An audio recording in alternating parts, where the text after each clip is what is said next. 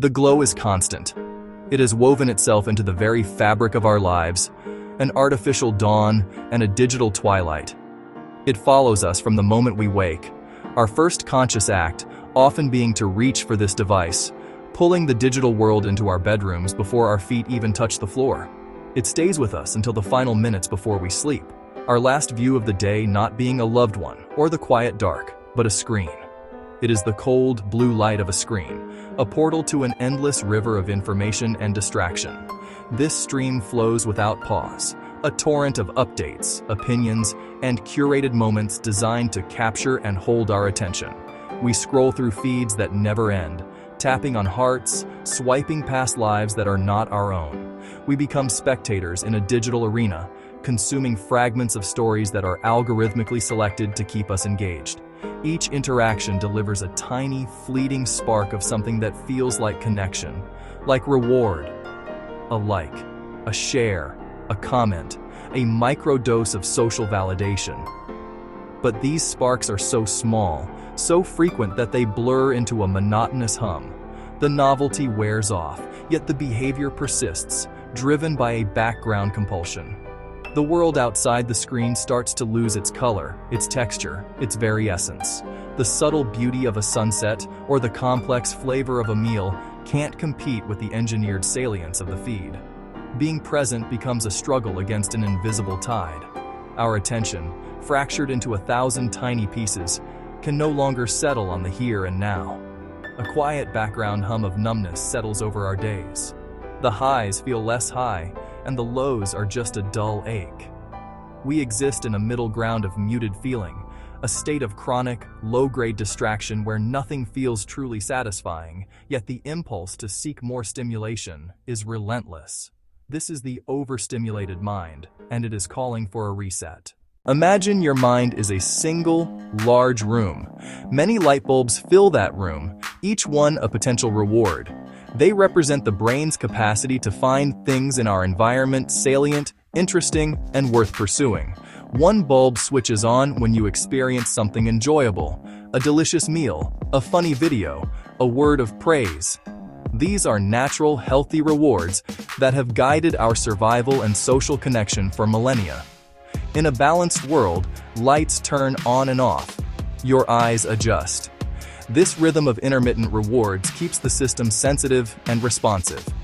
The room maintains a baseline level of dim light, so that when a single bulb turns on, it feels significant and bright. Now, we can switch on hundreds of bulbs at once: social feeds, streaming, games, news. Our modern digital environment provides a constant, high-frequency barrage of stimulation that our brains never evolved to handle. To maintain equilibrium, homeostasis, the brain turns down overall brightness. It's a protective mechanism against overexcitation, which can be toxic to nerve cells. There is no master switch. It dims each bulb, wraps tiny filters, makes them less potent. This happens at a microscopic, cellular level, but the effect is global. Bulbs that once shone now glow faintly. The consequence is profound. The simple joys, a walk, a conversation, reading a book, no longer seem to light up the room. They can't compete. The key player is dopamine. Less pleasure, more motivation and anticipation. While we often call it the pleasure molecule, its primary role is to signal what's worth your attention and energy. It says, pay attention, this matters, seek the reward. It drives us to act, to learn, and to repeat behaviors that are, or seem to be, beneficial for our survival. Dopamine crosses the synapse and binds a receptor like a key to a lock. This binding event is what initiates the signal inside the neuron, turning on the light bulb. In balance, the brain has just the right number of open doorways. This ensures that a normal release of dopamine produces a meaningful, motivating signal. The problem arises when the system is flooded, constant, high-intensity stimulation. This isn't just about the amount of dopamine, but the pattern of its release. Relentless, rapid-fire bursts that leave no time for the system to reset. To protect itself, the neuron removes receptors, down regulation.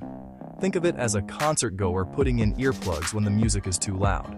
The cell literally pulls the receptors from its surface and internalizes them. By reducing docking stations, the brain becomes less sensitive.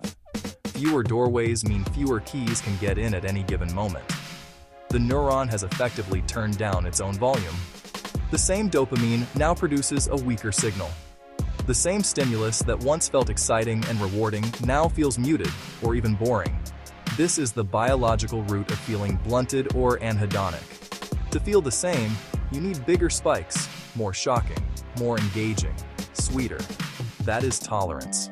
Your baseline for what is considered interesting has shifted, creating a cycle where you seek ever stronger stimuli just to feel normal, let alone to feel pleasure. When our brains are repeatedly flooded with intense, rapid bursts of dopamine, they adapt to protect themselves. This crucial defensive process is called downregulation. In essence, your neurons reduce the number of available dopamine receptors, or make them less sensitive. Downregulation raises the bar for what feels rewarding.